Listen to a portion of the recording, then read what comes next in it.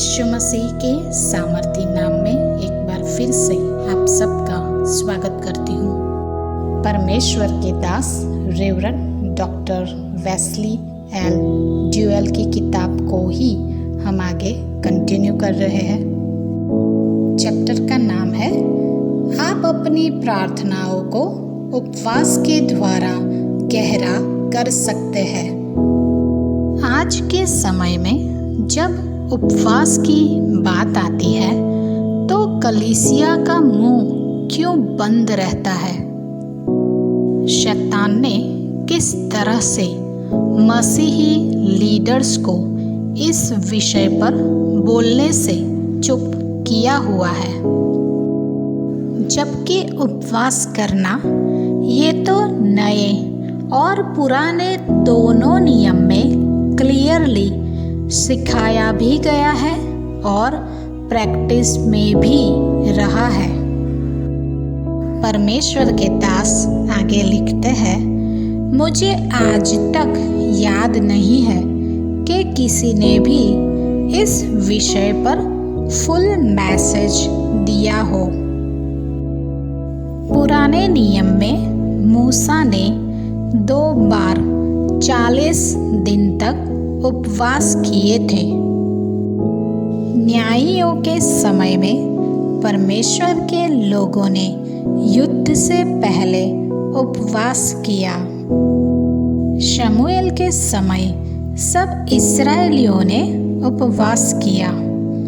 दाऊद ने राजा बनने से पहले उपवास किया और जब उसका बच्चा बीमार था तब उपवास किया, और जब दाऊद अपने शत्रुओं को बीमार पाता था तब भी उपवास करता था।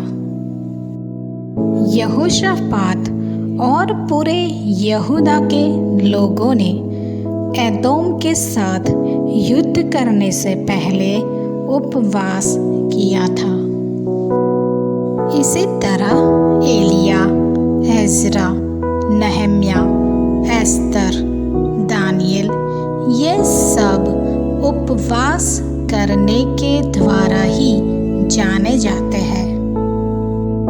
नए नियम में शुरुआत की कलीसियाओं में उपवास एक पावरफुल और गॉड ब्लेस्ड रणनीति थी, और बहुत से लीडर्स के जीवनों को इसके द्वारा ही परमेश्वर ने ऊपर उठाया था। पौलुस सभी कलीसियाओं के लिए प्रार्थना सहित उपवास करता था। नए नियम की कलीसिया ऐसे ही अस्तित्व में आई थी।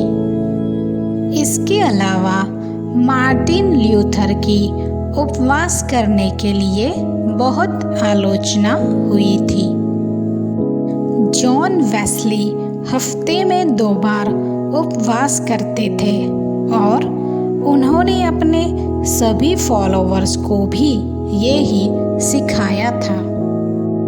जॉन कैल्विन ने उपवास और प्रार्थना से सुसमाचार प्रकट किया था।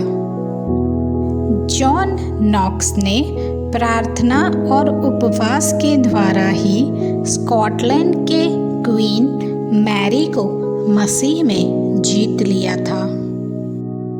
जोनाथन एडवर्ड इतने उपवास करते थे कि कुछ लोग ये कहते थे कि वे पुलपिट पर खड़े रहने के भी और बोलने के भी लायक नहीं रहते थे, लेकिन उन्होंने उपवास और प्रार्थना से ही न्यू इंग्लैंड को परमेश्वर के लिए जीत लिया था। आज के समय में उपवास को व्यापक रूप से हमारे मिशन फील्ड्स के लिए प्रैक्टिस में लाना बहुत ज़रूरी है। उपवास आज भी परमेश्वर का हमारी प्रार्थनाओं को मजबूत करने का एक तरीका है।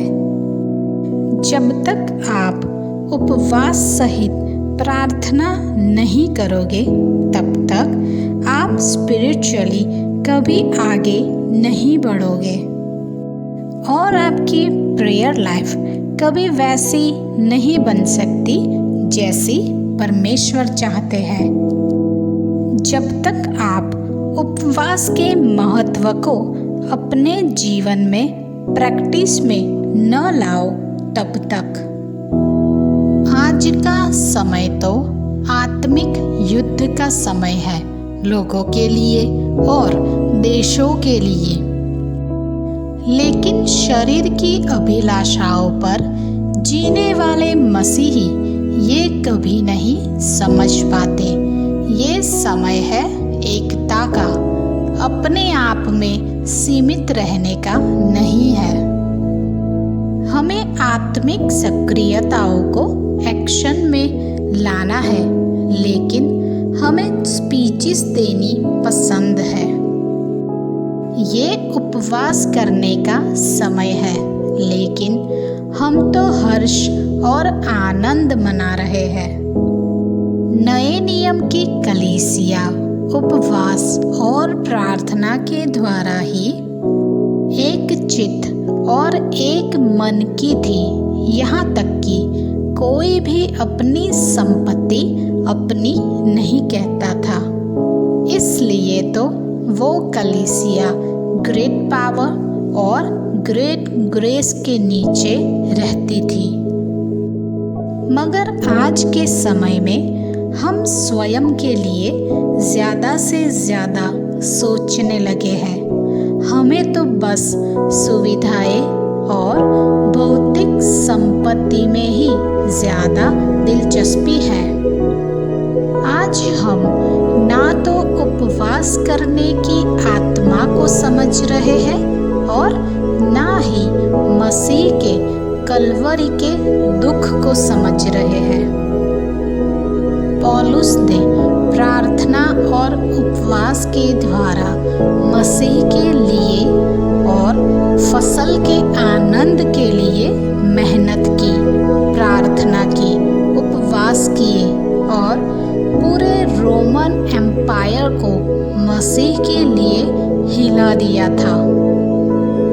उपवास के विषय में ये बहुत ही गहरी बाइबल स्टडी है।